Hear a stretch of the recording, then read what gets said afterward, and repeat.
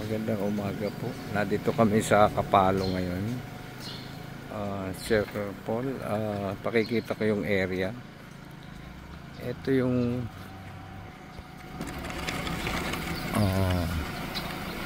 kabuuan ng area.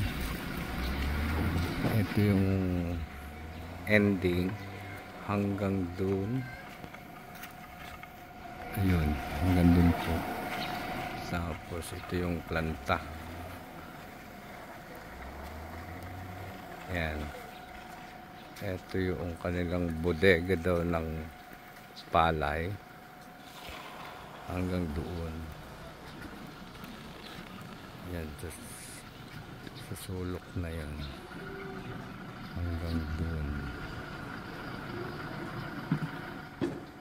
Tapunan nila ng balat. Nasa loob din. Lagayan ng kahoy nila. Yan. Sa bandang unahan ito, meron silang bilad ng palay. May kanal sila. Ang ganda. So ito po yung perspective ng kabuuan ng area ng planta. Ito naman po yung peeling area. May luwang siyang mga 24 meters by approximately 14 to 15 meters. Tapos 24 ito yung haba. Gandun. Ayan. Peeling area. Punta tayo sa washing. Ito yung kanilang entrada. Ito yung chute. Then washing. Yan ang washing. Tapos meron sila po ditong dalawang slicing machine. Yan. Ito po yung kanilang slicing machine. Local made.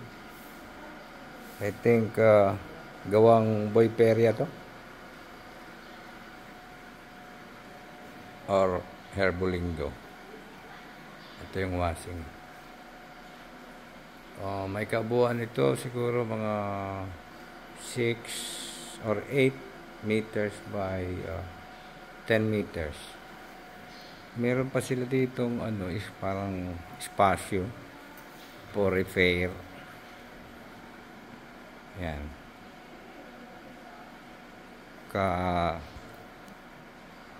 Kadugtong niya. Then punta tayo, meron silang railings ng sliced meat. Ito siya, may gulong papunta dun sa frying. Ito po ang frying nila. Hindi naman nagkakaiba sa disenyo doon, pero fabricated din po ang kawali. Ayan. Kasi laki din niya, pero mas smooth ng kaunti yung pagkakagawa niya. At ito yung kanyang frying bed. 6 na kawa with anong tawag dito, tube galing sa oil nila. And then kino-close, open the valve para mag-refill ng oil. Okay. May hood sila. Medyo ang hood nila is maganda din ang pagkaka-galvanize. Kung 1 to 10, bilangan natin yung yung structural niya. So mga 7 to 8 pa yung ganda niya. Pamula nung ginawa, mga ganun, 6, 7 siguro numero. instead of 10 kung bago. Cladding with galvanized sheet cladding, checkered plate ang flooring. Hindi pa naman masyado siyang deteriorated, maganda pa rin. Wala lang siyang blower or exhaust fan para higupin yung evaporation sa pagluluto. So mas angle siya ng konti. Palagay ko sakop na niya yung paghigup. Second frying, ito po 6 pa rin nakawa. Cladding stainless 302. Sa sidings galvanized. Yung top bed lang ang stainless.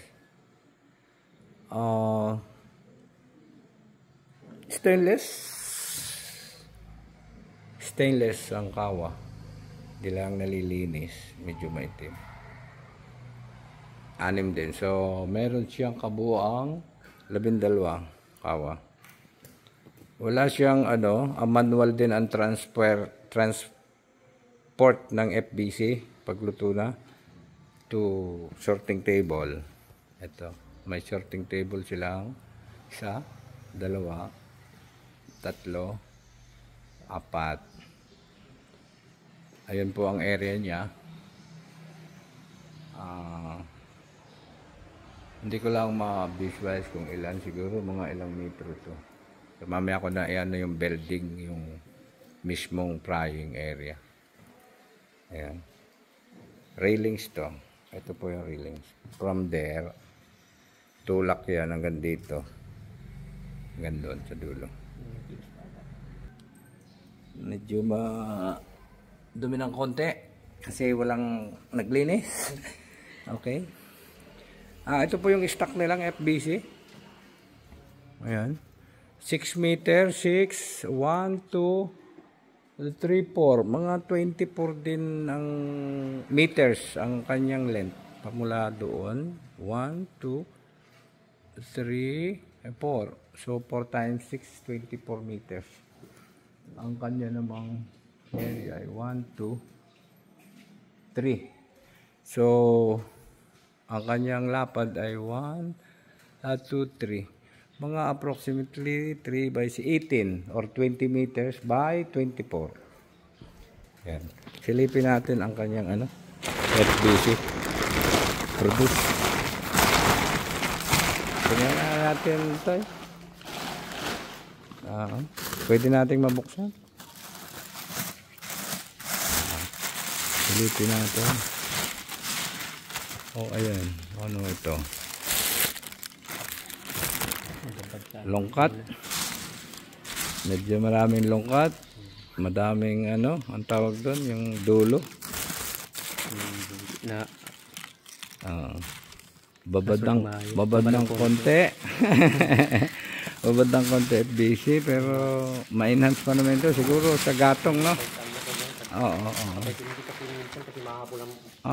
Okay. Ayan. Pillars, kakaunti, no? Nahahabol. Natatalo ng luto. Yun, okay. Constant consistency ng problem na naman. Ayan, ang dami. Ang dikit. Parang magkakaibigan ito, nagmahalan, no? Nag-akapan, Okay.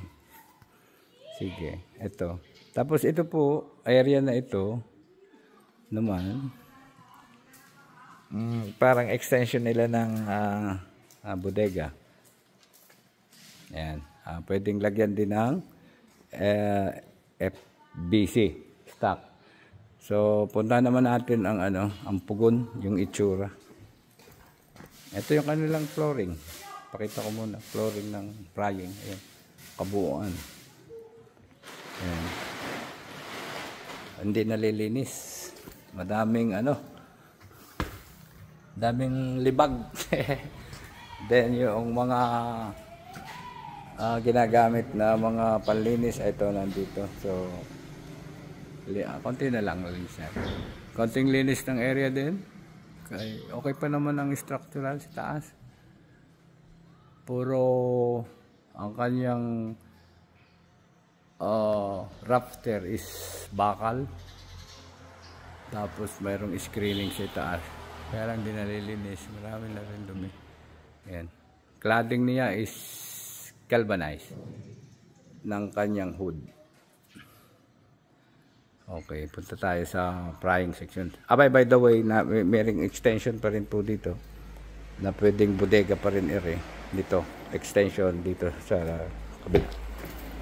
Ito daw ay quarters ng kanilang trabahador. Sometimes dito na mamahinga. Pero may mga stock na gulong. Meron ditong access window papunta sa pugon. Ayan. Ayan, sir. Pwedeng ma-extend dito yung stock kung sakaling dumami. Ito yung sa area, sa bandang likodan. Anong area ito, sir? Sa may kantin to namin dati. Ang kantin. Dito. Ayan. Ito yung CR. Ayan. Pero diretso siya dun sa office. May office pa dun sa loob. Ito po yung mga kahoy nila. Tambak. Nakahoy. Punta tayo sa pugon. May pugon siyang furnaces na 4. Ito hindi ginagamit, sarado. Ayan.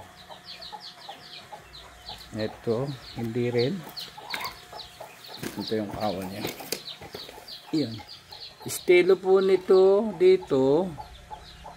Maayos pa. Ang ganda. Estilong tagong ang gawa. Yung parang sa atin sa tagom sa TCC. Ayan parang mayroong shoulder doon na maganda pa man. Tapos yung ginagamit nila is ito.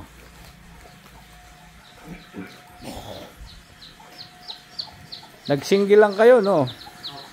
May takip yung isa. So ito na usok-usok pa. Medyo malakas din siguro to. Kaya malaki man yung nakalawit sa kawa, no? Medyo mababa pa. Maganda ang kuwan. So far, okay pa to. Ganda.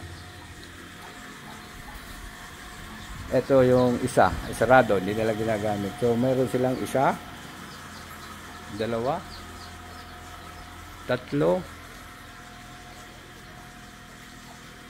Ayan, 3. And then yung saradong isa, 4. 4 na linya. Na double type siya, sir. Tig-6. Siya, 2, 3, 4. Tig-3, sorry. Tig-3 siya kawali kada furnace. Punta tayo sa tambakan ng kahoy. May bubong sila. Ito po yung kanilang kahoy. May sarili silang bansuhan, no? Opo. Oo. Kaya narito yung mga slab. Mga tuyo na, maganda. Ayan. Ito. Maraming imbak na kahoy. So, marami silang kahoy na napaparating dito. Maganda itong panggatong, oh. So, eto, may sa loob may kubo. Trabante na. Trabante. Ito yung gate. Isang gate ito. Kabila, Ayan. Ito. Tapos, hanggang doon sa may saging na yun, ang ending. Ayan. At ito yung tapunan ng balat nila. Sa loob pa rin po ng compound. Ayan. Yan yung mga magkakahoyan yung mga ending. Oo. Ayan. Yung bodega ng sa nakakalan. Ito yung kanyang ayan. Kabuuan. Sa likod kami, sir. Narito kami sa Pugon area. Yan ang chimney ninyo. Opo. Wala ba diyan pong nagko-complain doon sa as? Wala naman. Wala namang kalapit bahay, kundi yung kantin at saka yung tindahan. Hindi naman mausok yan pag Oo. Pero hindi pinupunta, hindi ba kayo pinupuntahan ng local government, ng DNR? Hindi naman po. Wala. Pag gabi lang binabantayan namin kasi pag last hour na, yun yung mga masyado ng ano yung mga ano may mga ano na mga Alipato. alipato na Baka makasunog, no? makasunog. Okay, sige. Sadya. Nagbabagay yung ano Oo. chimney sa taas. Wala siyang scrubber. Wala. Wala siyang meron tayong air pollution source equipment pero wala air pollution control device. Wala kami. Okay, sige. Take off yan. Yan. Ito, sako pa rin ito ng bodega ng palay niyan. Bodega ng palay. Okay. Sige, yan sir, lahat po nung area. Ito palang unahan, yung bang house. May bang house po sila. Kung gaano kahaba noong width ng planta, gano'n din kahaba ang bang house. Pakita natin. May ilang pinto po yung ating bang house. Bang house. Dito sa may bago, 16. Dito, 6 doon, pintuan. Capacity niya, ilan ang laman? One family. Kasi ng namin. Family ba yan? Sir, ito bang house nila. Aking kukunan din. May may itong yung luma. Ito yung lumang bang house. Siyam na pintuan. CR yung dalawa. May CR. Ito po siya. Bang house po yan. Hanggang doon sa dulo. So, siyam at 6. Hindi, siyam at 16 doon sa kabila. Baliktaran kasi yung namin doon, harap-harap. Meron din doon. Dito sa ganun kasi yung yung okay. Yung unahan doon. Hallway yung sa gitna. Hallway ang gitna, back to back. Itong isang ito, single. Single lang. Single ito. Okay. Yan yung mga niyog, yan yung mga hanggang. Ito po yung bang house nila. Ito yung single. This is 9 door. 9 door. Yun, hanggang doon, sir. Hanggang dito is siyam. Tapos punta natin yung back to back. Ito. Ito yung So ito po yung harapan. Hanggang doon. Ito po ang kabila. Ayan. Ilagyan na ng ganito para maisan. Kuya Chor, tingnan mo mabuti. Itong masyado mainit sa ito yung hallway. Okay. This is isa. Dalawa. So ito lahat ay 11? 16. 16. Ayan. 16 na pinto sir itong double na ito na may hallway sa gitna. Ito may opening din para daw passing yung hangin. Ayan. Tuloy tayo dito hanggang sa dulo. Ayan, sarado dito. Ay, may daanan dito. Ayan. Lalabas na kami. May lutuan. Tapos ito yung kantin. Kasama pa rin ito sa Ayan, okay. So may kantin din dito po, tindahan. Ayan. Madami silang tindahan. Ayan. At ito yung kanilang pinakalutuan. Magandang tanghali po. Ayan. Ayan. Ayan po yung ito oil tank. Yan po yung tank ng Ito yung oil tank. Capacity 9 tons. 9 tons. Okay. At yun yung chimney, medyo butas na yung isa yata, ayun nire-repair din yun. Dalawa. So, ito po yung gate. Ayan. Tutuloy kami sa opisina. Samahan niyo po ako. Ito yung entrada papunta sa opisina. Ayun. This is the entrance of the office. Okay. May dalawang kwarto dun sa taas. Oo. Ito ang opisina sa ilalim. Masyadong ayos kasi bira na kami nag-operate. Okay.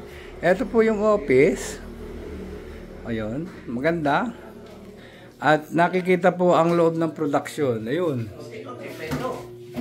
Nakikita yung production area. Nakikita yung production area. Makikita pa mo doon. Outdoor. Kung kaaba ako ito, hindi ko masasend yan. Yung Meron pa po dito sa dito yung likod. office nito may nakatira kasi dito ano. Sorry. Excuse Kasama me. to sa ano area. Ayun. Pwedeng makisuya pa. Sige na siguro. Ayan, mayroong bahay dito. Malaki pala to. Ayun. Sa likod. May CR din dyan sa loob. Oo. And then, meron pa po kami doon. Meron pa po sa second floor. May dalawang kwarto din dyan. And 2 kwarto sa taas. Dito na lang ako. Kasi, Pwede. okay, sir. Okay. May lababo, may CR din. Oo, sige. Sige, salamat po.